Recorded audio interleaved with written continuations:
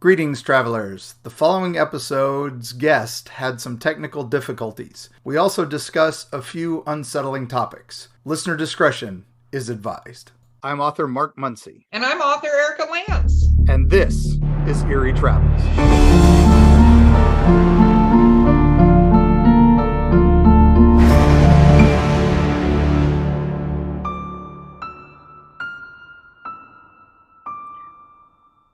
Greetings, travelers. Greetings, travelers. Oh my gosh, we are Nightmare November. Nightmare November is continuing. Yes, Halloween part 2 as far as we consider it. We're just having fun, staying with the spooky themes. We had so much to fill for Halloween season. We're just letting it spill over just because So much spillage. Yeah.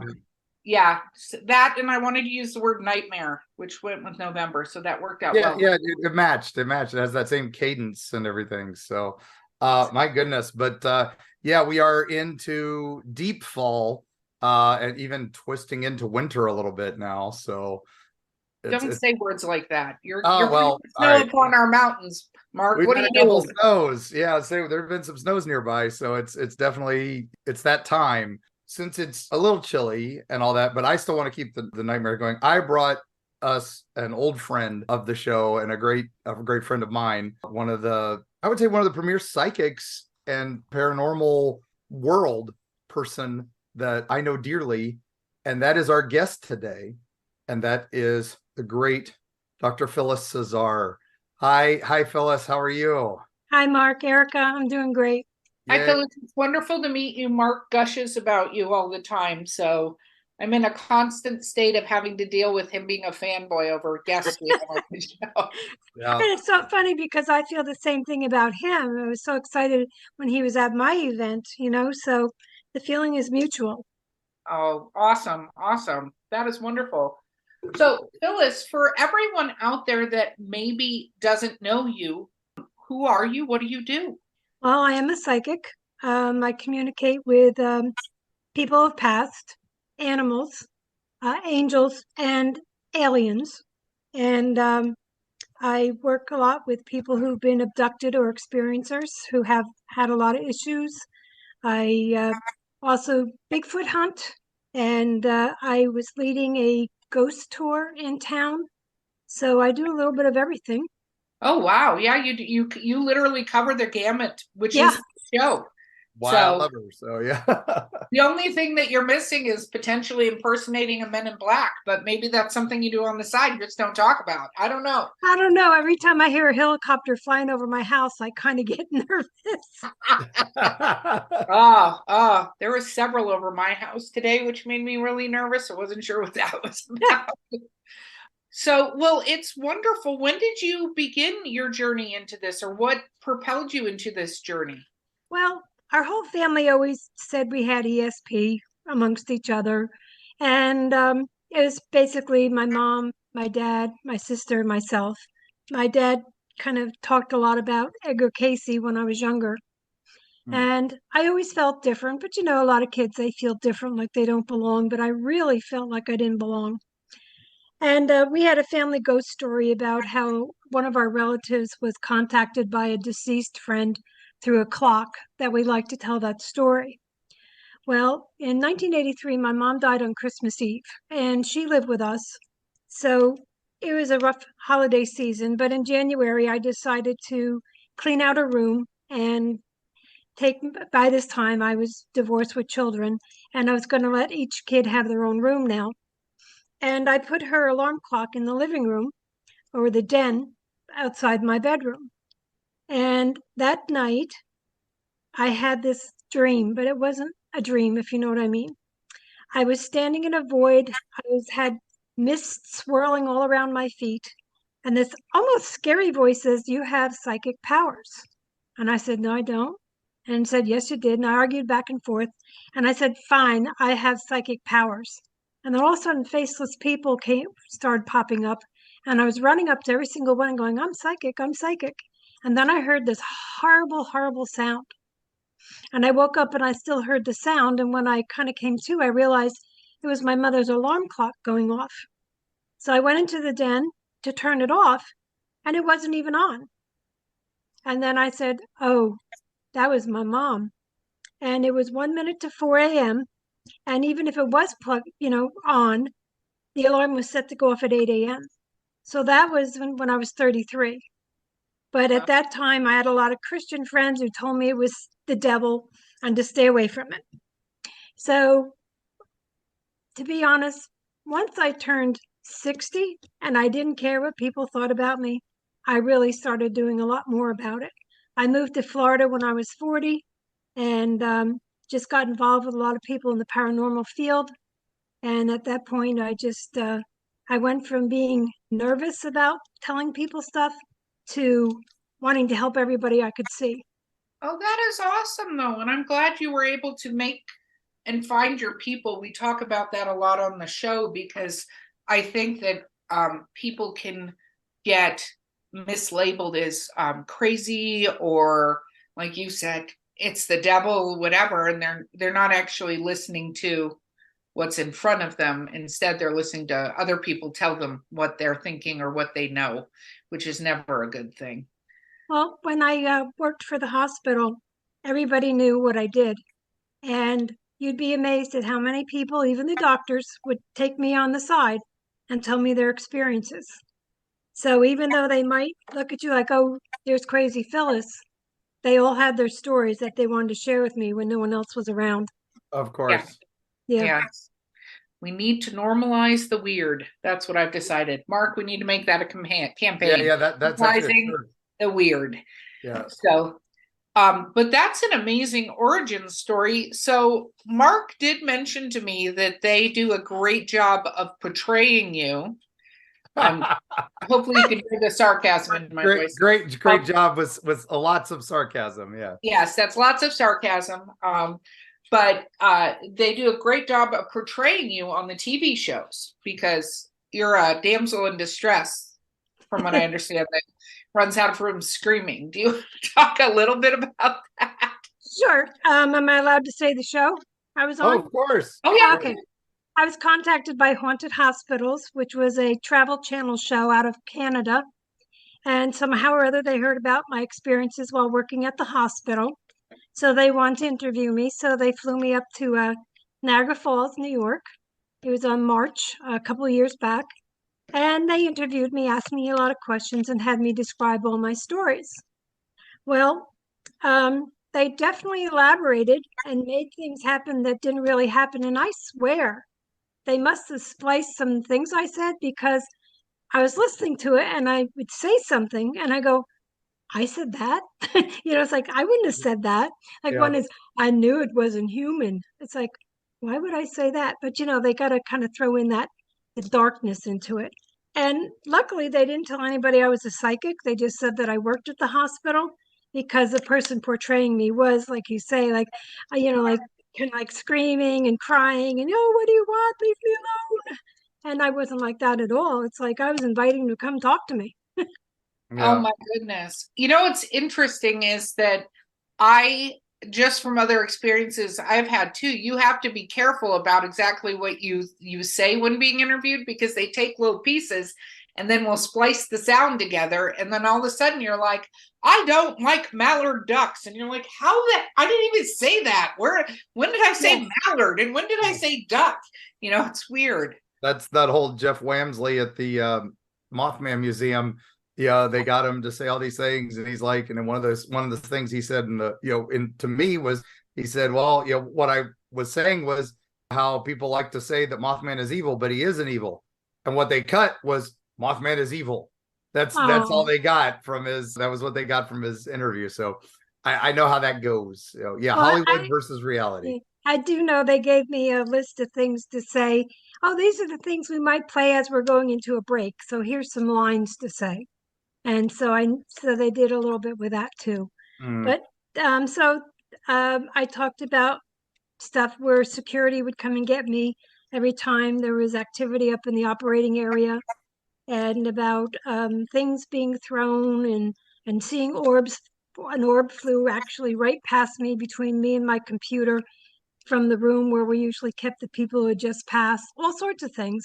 But they just spliced it all together. They made it where this man dead man was on a gurney, and he sat up, and I'm yelling at him to leave, to get out, and all of a sudden he turns into an orb and floats away. And I'm going, that didn't happen. So it was all disappointing. Oh, well, it's me and Mark often say that they don't do a really good job on the TV shows because they need ratings. Exactly. And they need it to look exciting, and they need it to be even worse than the last time they did it. And they don't realize that that's not quite how it works, that even if they happen to be showing you real footage with no unaltered things or whatever, it took them a week to get 30 minutes of footage to show somebody on a TV show, Yeah. Yeah, I did notice. I say that to a lot of people. In some ways, ghost hunting is boring. And that if they put the true ghost hunting on TV, nobody'd watch it. You know, and it always has to be demonic. And to be honest, crazy about my background, I'm an actually born again Christian minister. And people say, how can you be psychic and be that? And it's like, I'll tell you someday. I had a long talk with God about it. Well, anyway, that I never deal with demonic stuff. Everything I run into is just dead people. And people say, oh, I'm so afraid. I said, of what? If they were good in life, they're not going to be good and bad in death. What is it? It's always fear. So I try and educate people that, stop watching TV and thinking everything is demonic and everything's going to come and kill you in the night. Yeah, well, I don't think the Warrens helped with that very much. So yeah, they were very much, everything was demons. But you've had some other experiences, some personal experiences at your house, you were telling me. Oh, yes. So okay. Let's tell me some of those. Okay, I had my house built in 93. So there was nothing here before I had my house built. Our town is known for having a lot of Indian burial grounds and activities, so that could be part of it. So it was actually after Hurricane Charlie hit and everything was all in disarray and we were rebuilding rooms and doing things. And I had a fiance who had a lot of ghost experiences growing up in Illinois. And so he was into ghosts and aliens and everything else himself. Well, he told me one time he was sitting in the kitchen and what looked like a leprechaun walked right through the glass door, right past him, and scurried behind the refrigerator. And I thought that was an imprint. Well, an imprint is something that it doesn't interact. It just keeps going over and over again, like a repeat on repeat, because he saw it twice. But then one day he was in the bedroom putting the mail down on the foot of the bed, and this leprechaun was standing there and saw him and got frightened and ran through a wall, and he never saw him again. So, and he was Stan was an older gentleman. He wasn't some young guy on drugs, making up stories. He was a serious man. But I was watching a TV about dowsing with my sister, and I was showing her how to use dowsing rods. And we were sitting in the living room, and the show was over, and we got up, and there were my shoes stacked in the middle of the hallway facing the front door. Now, where we were sitting, we would have seen somebody put them there if somebody did it. But all of a sudden, they disappeared there. So we just thought it was kind of funny and laughed it off. Well, a couple of days later, I was in my room. I left my bedroom, went back into my room, left again, and there were the shoes again stacked, but touching the front door this time. So that was kind of crazy. So that was in the spring. Well, I worked the midnight shift at the hospital, and it happened to be Halloween. So the next morning I come home and I open the door, and there's my shoes waiting for me, stacked right in front of the door. So, wow. Yeah. One time I was watching TV in my room, and I put the remote control down on the pillow, and I went into the other room to talk to Stan. And when I came back, the remote was gone. Well, I have blonde senior moments. So I thought, well, what did I do with it? So I went back to him and I said, did I bring the remote in here? And he said, no. I said, well, it's missing. And so I go back in the bedroom and I'm looking around and I pick up my pillow and there's something inside the pillowcase. And when I reached in, the remote control was inside the pillowcase. So, and the way I had set it down, it couldn't have just slipped in there. The pillow was flat and this was on top of it. And again, I never thought about ghosts. I just thought it was peculiar. And another time, the faucet in the kitchen was missing a piece when I came home from work, and I was going crazy looking for it. And then I started telling myself that it was never there to begin with. And then the next morning, when I went in the kitchen to make coffee, there it was back on the faucet. After Stan died, I spent a lot of time in the living room sleeping, and I took off all my jewelry and I put it down on a table. And a little bit, I thought to myself, you're lazy. Go pick up your jewelry and put it away. And when I went there, one of the earrings was missing. And I looked everywhere. I could not find it. So I just kind of shrugged my shoulder. And then that night, when I went to go to sleep, I picked up the pillow and the earring was underneath the pillow. So whoever it is, fairy, ghost, or alien, they like to take my stuff and hide them. Yeah, I was going to say that screams Fae to me all over the place is what this screams is, not that it couldn't be a spirit, but I feel like a Fae has gotten into the home. Yeah. And is playing around. I think that's the scariest one. It didn't happen to me. It happened to Stan. He was in the den, and we had a small poodle at the time, and the dog liked to be up in the windowsill looking out at what was going on outside. And Stan got up to go get a drink of water, and the dog followed him and stopped dead in the middle of the hallway and lay down belly up and wouldn't go any further. And as he stepped into the living room, he was surrounded in perfume. Now, I don't wear perfume, but so he was looking for a room freshener or something, and there's nothing to be seen.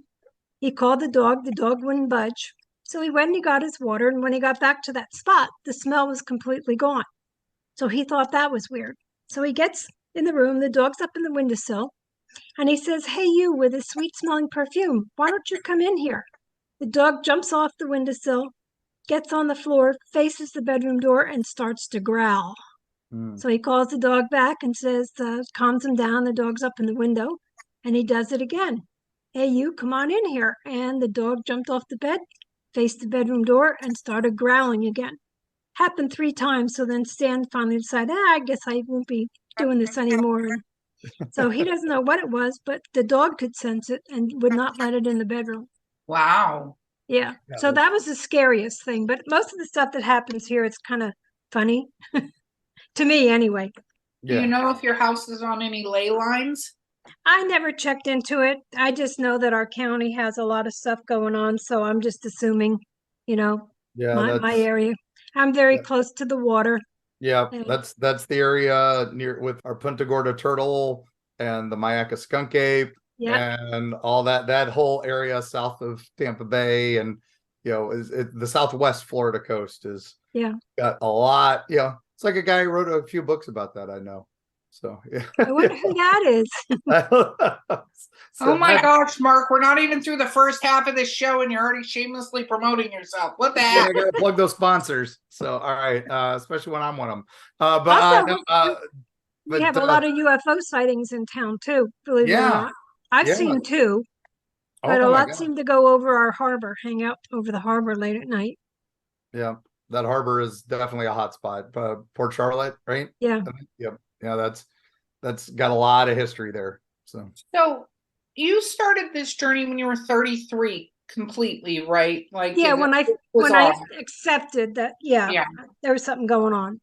So, and you've done ghost tours and stuff. I mean, I actually agree with you. I don't think most spirits, I don't think there's an inherent evil, but it's similar with humans, right? There's not an inherent evil to most people. There's a small percentage of us that unfortunately fall in that category. But what is the weirdest experience that you've had as far as interacting with ghosts or spirits or lingering peeps? Because I agree with you on the repeat.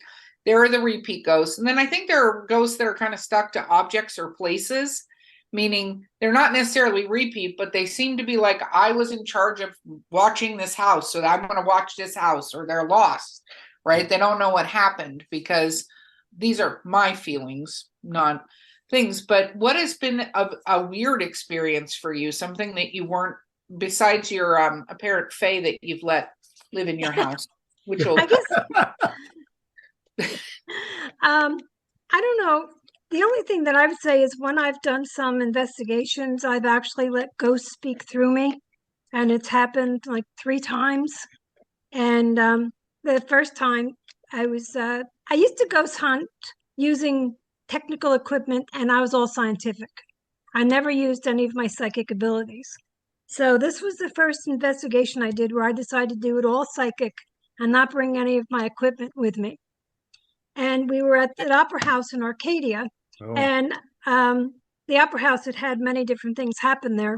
And all of a sudden, a woman who had been raped and left for dead started speaking through me. And it was highly emotional because I was describing, not in graphic detail, but I was describing what happened to her. And then someone had a spirit box there, and they would ask questions, and stuff would come through on the spirit box too. Like they would say, "Were you raped?" And on the spirit box, the word rape would come out very clearly. So that kind of blew my mind. Well, we were in this back room, my daughter, a friend, and I, and all of a sudden a man started talking through me about a little girl who fell out of the window and died, and that God hated him and he couldn't go to heaven. And I'm talking as I'm this man, and my daughter and friend were asking me all sorts of questions, and he genuinely thought that God hated him because he let this child die. And I thought, oh, this is weird. This is an opera house. What is this all about? Well, when we were done, the caretaker of the museum said, oh, by the way, in that back room, for a while, this was an orphanage, and a little girl fell out the window to her death. And people to this day say that they can see the little girl in the window when they're driving down the street. So, of course, I was overacting and, oh my gosh, I must really be psychic, because I had no clue about it. And I'm thinking, boy, why am I all of a sudden talking like I'm some guy where a kid died? But he actually spoke through to me. And then the third time we were doing an investigation at Crowley Nature Park. That's where we skunk ape hunt, ghost hunt, and everything else. And a young girl spoke through me. And what was weird is that when they asked her name before I spoke it, a friend of mine heard the name in their head first before I said it. And then the same thing where they asked her age.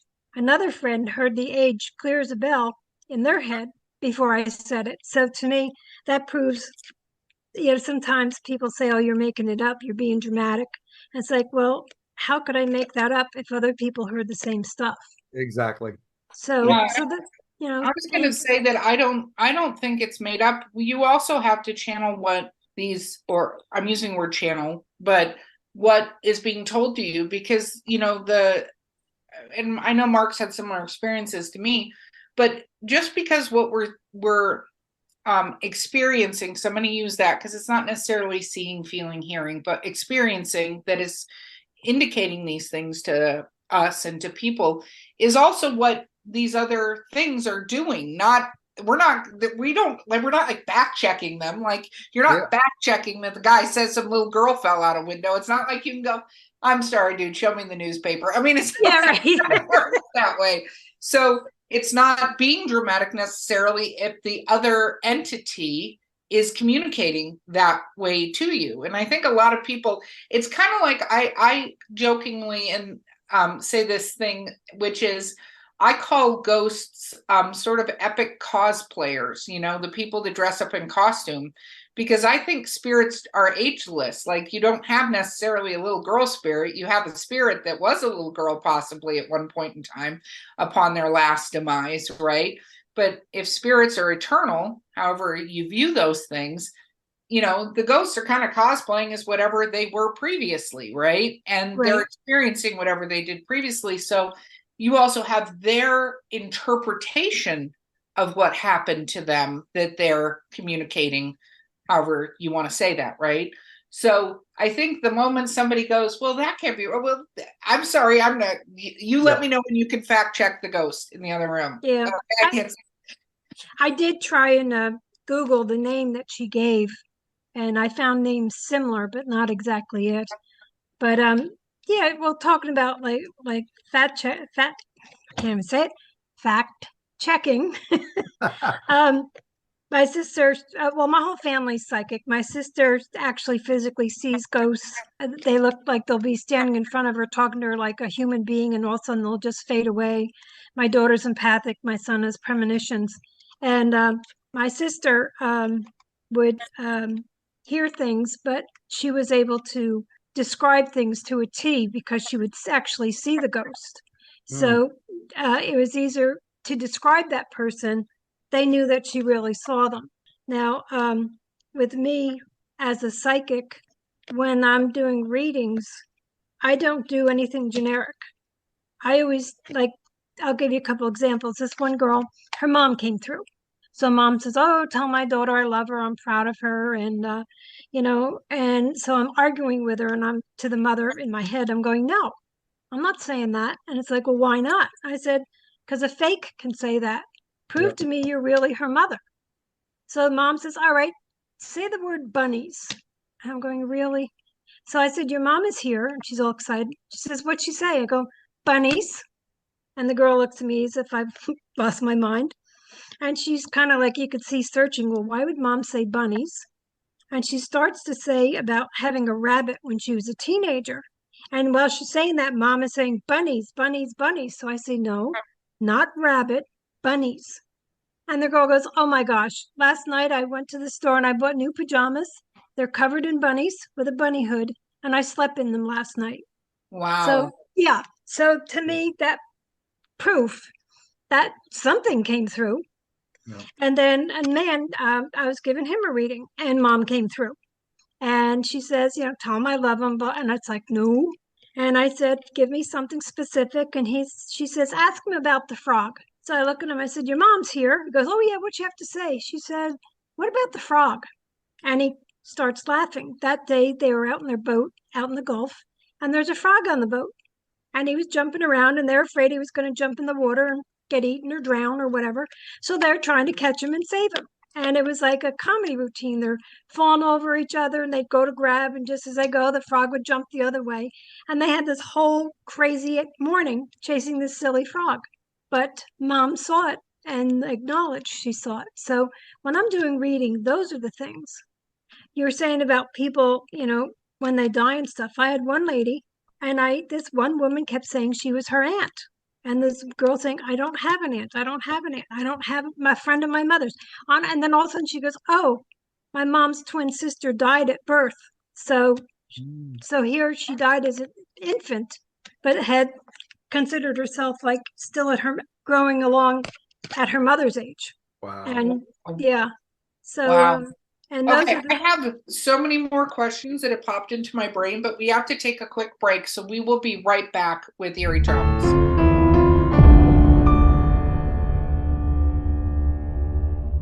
Destiny Beard, the lyrical soprano who will haunt your dreams.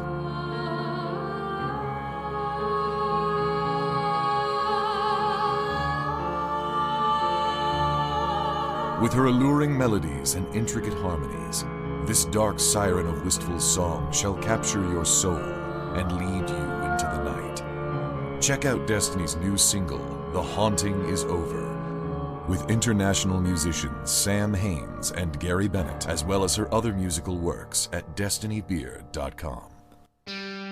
Eerie, Appalachia. Gear up for a frightful jaunt into the darkest reaches of the ancient Appalachians. Folks deep within the Appalachian hollers lean close to the campfire to share stories of the inexplicable with hushed awe. Monsters rumbling in the hills, strange lights darting through the pitch-black night sky, horrible occurrences almost ineffable in their bizarre tragedy. Tall tales, you might say.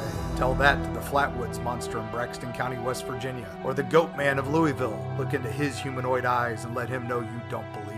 And what of those apparitions in Mammoth Cave's Corpse Rock, or the Satan spawn known as the Jersey Devil? How do you respond when confronted by these mysteries? From the metaphysical energy that swirls near Serpent Mound in Ohio to Point Pleasant's Mothman legacy, Mark Muncy and Carrie Schultz explore the dark history lurking in the shadows of Appalachia. Read by Mark Muncy, author and experts on strange folklore with appearances on shows such as Ancient Aliens, The Curse of Robert the Doll, and many, many more.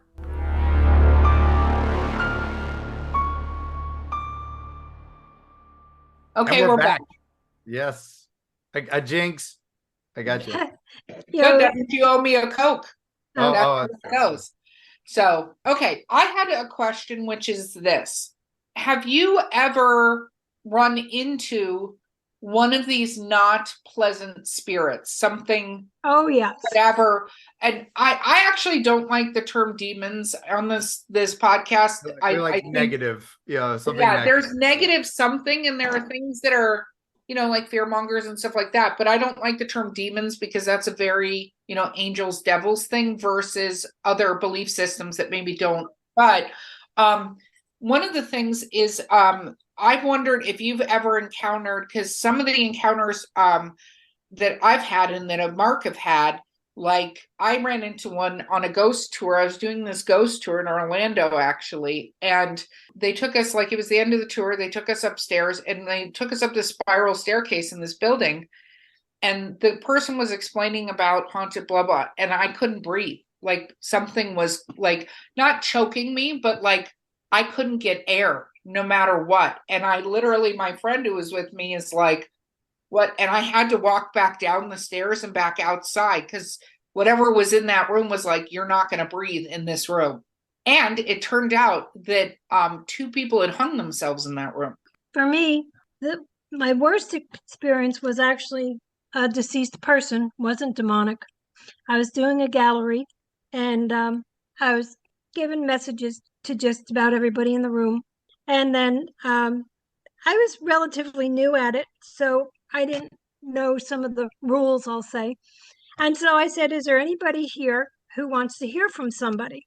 And somebody yelled out, I want to hear from my grandfather, George. No, I want to hear from George. Well, all of a sudden, a guy named George appeared to me.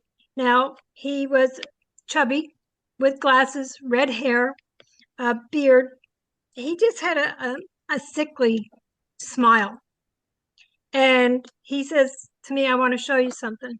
And he takes me down the stairs into his basement to show me where he raped and tortured women.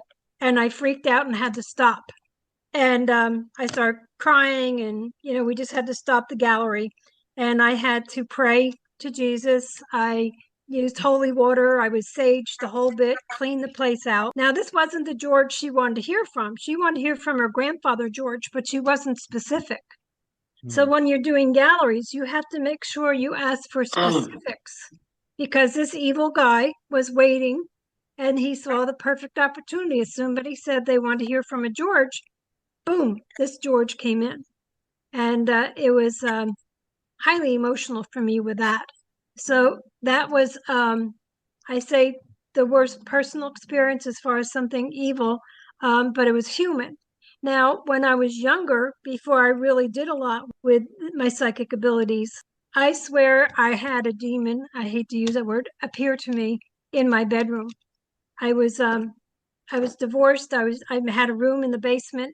I just had this horrible, horrible energy enter the room, and I felt like it was staring at me, and I could barely move. I finally got enough nerve to flip on the light, run out of the room.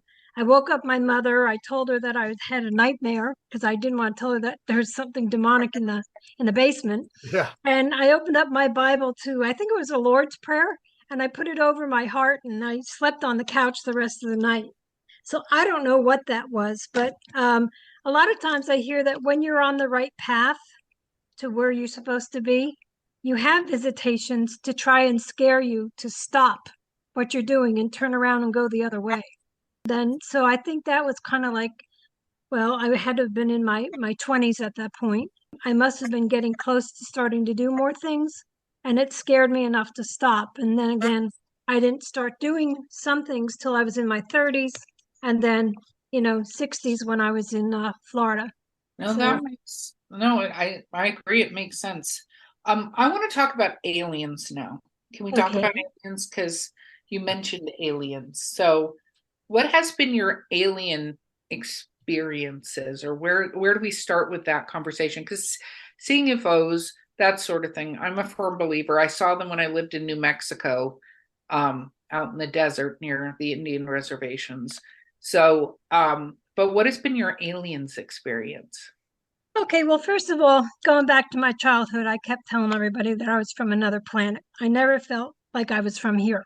And fast forward to living here in Florida, my sister sees a psychic who mainly deals with angels.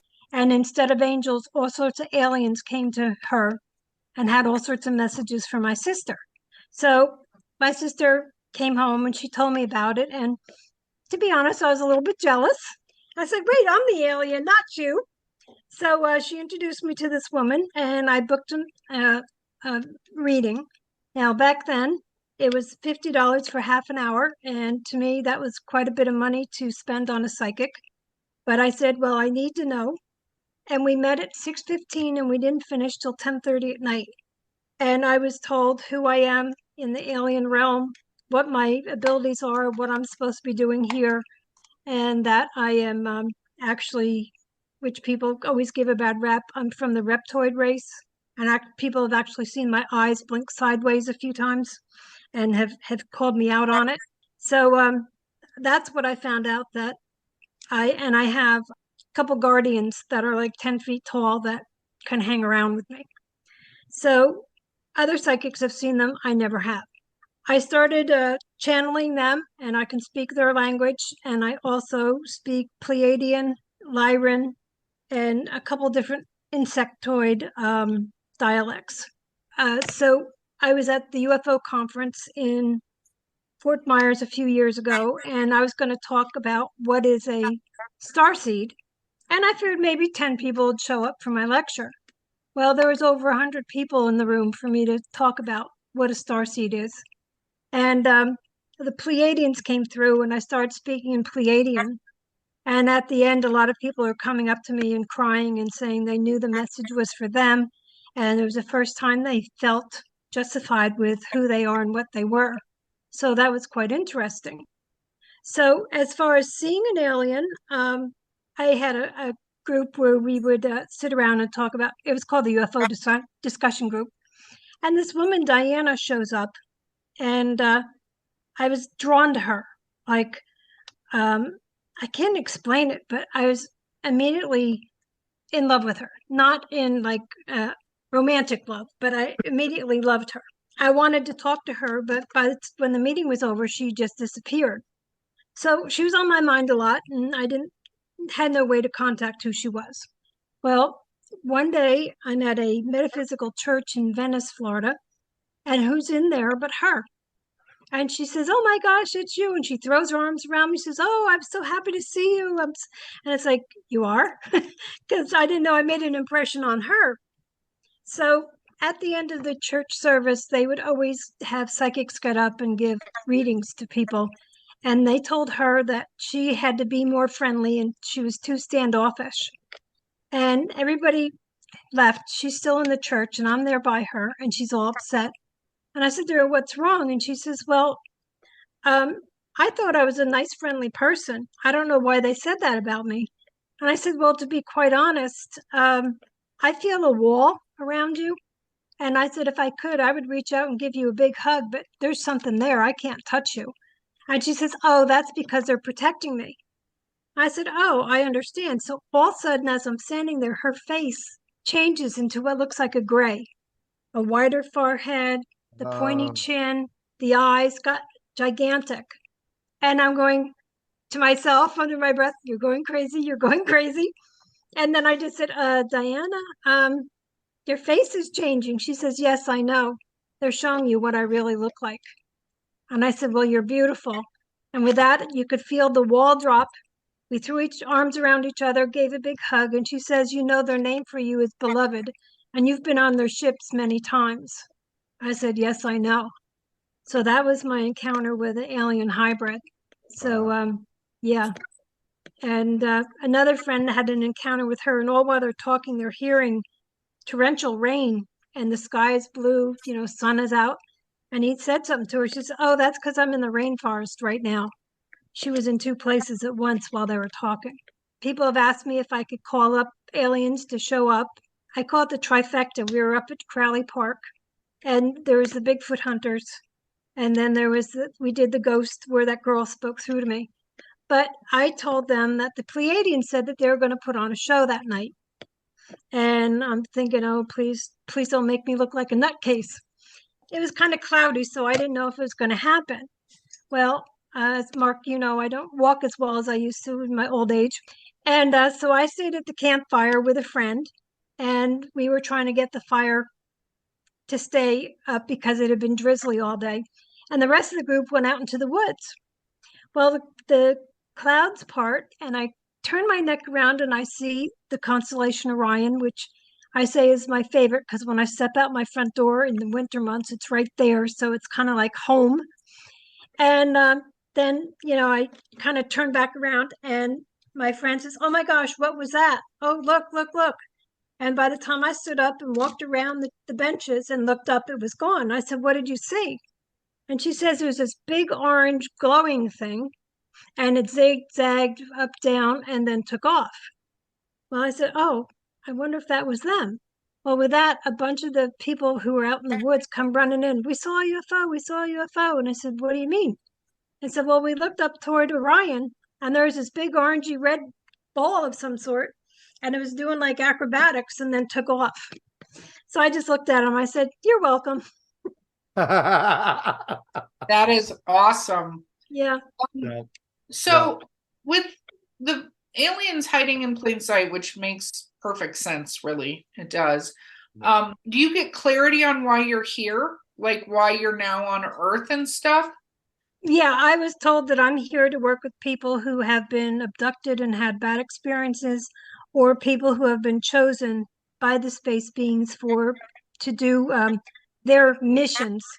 I had a young man that he thought he was going crazy, and I got a message that it was actually the aliens were downloading information into his brain while he was sleeping, but they were doing it at too high of a frequency, and he was causing nightmares and headaches and everything. And once I told him what to do, his whole life changed.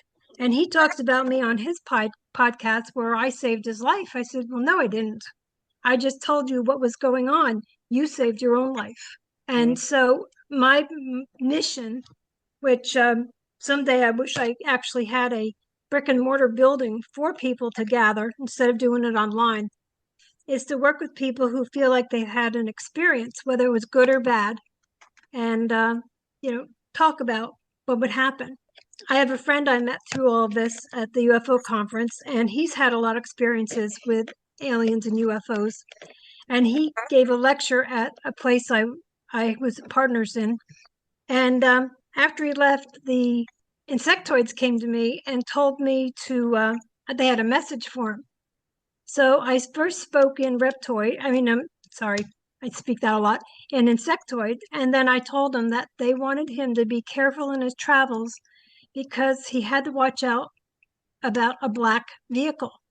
So he says something about, "I know what you're talking about."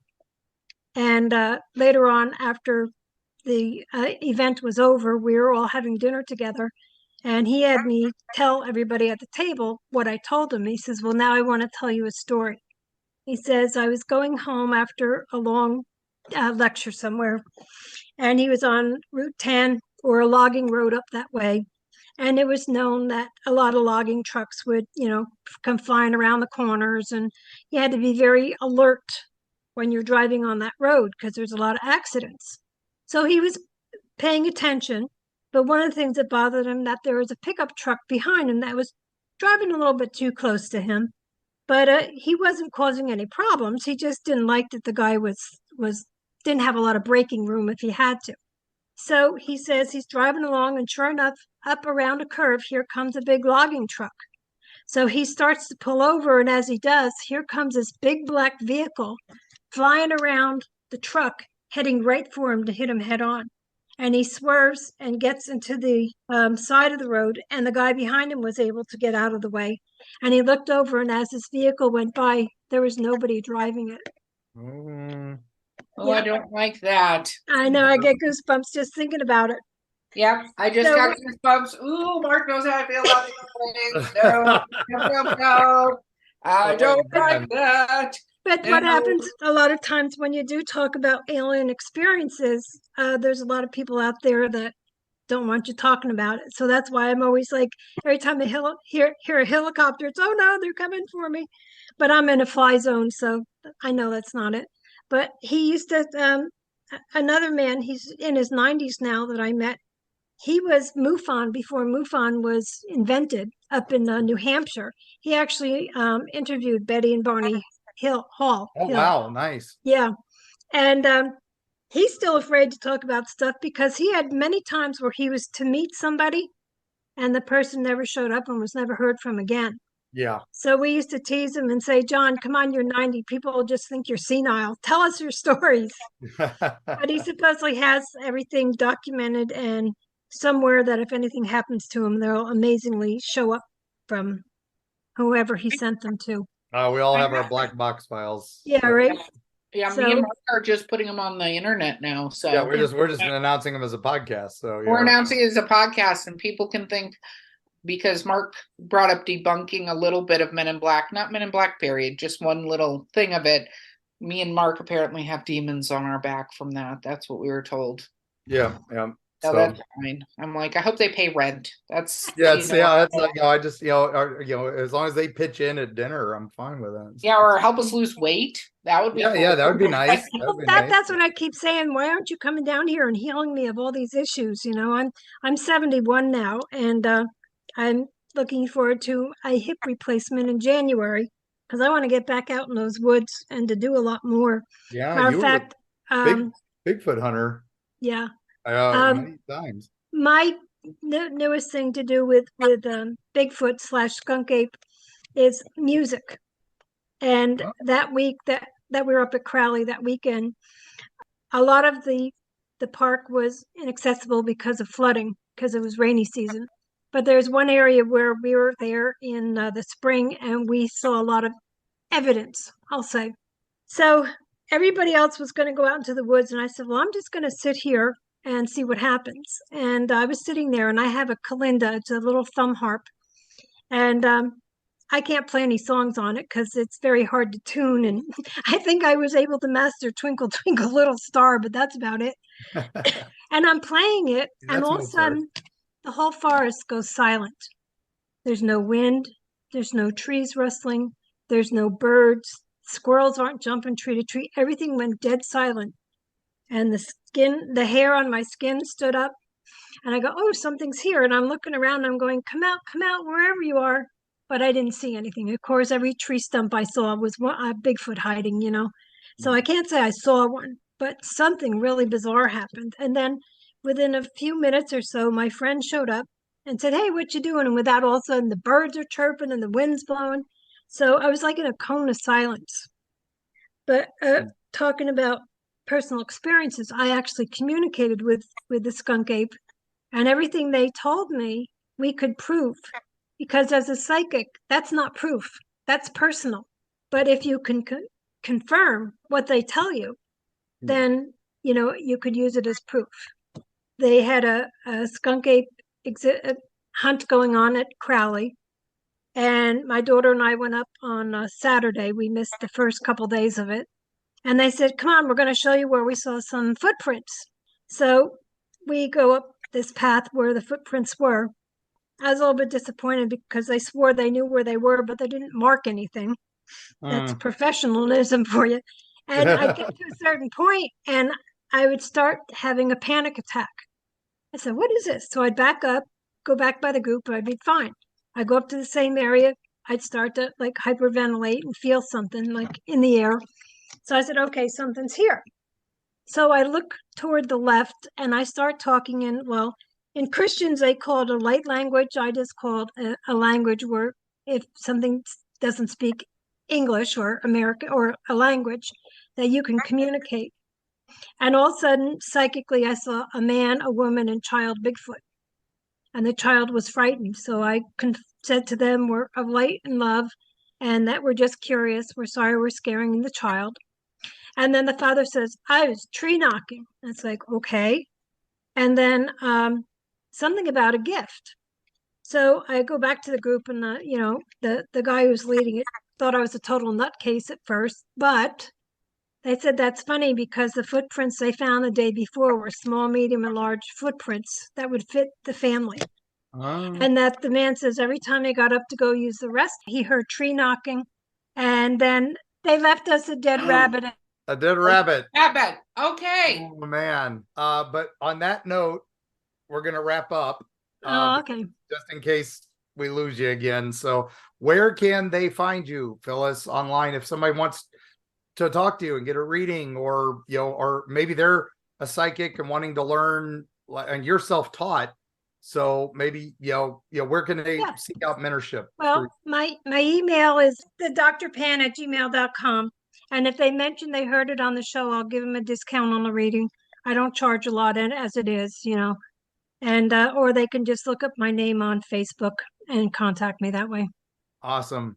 All right. Well, thank you, Phyllis, so much. It's been amazing. This is a whirlwind trip, and we're just the tip of the iceberg with you. I know we can talk about the events you've held. We went to that Southwest Florida Bigfoot conference with you, and and Crowley is its whole own episode. We'll be doing that eventually, just because that is an amazing park. But thank you so much for joining us. Oh, thank you for having me. It was wonderful meeting you. You too, and we've opened up a whole new world. So for Erika and me, because there were some things there I didn't know. So I'm excited to deep dive into this. But with that, gang, keep watching the skies, listen for knocks, and watch out for those that might be hiding within. And we will see you on the other side.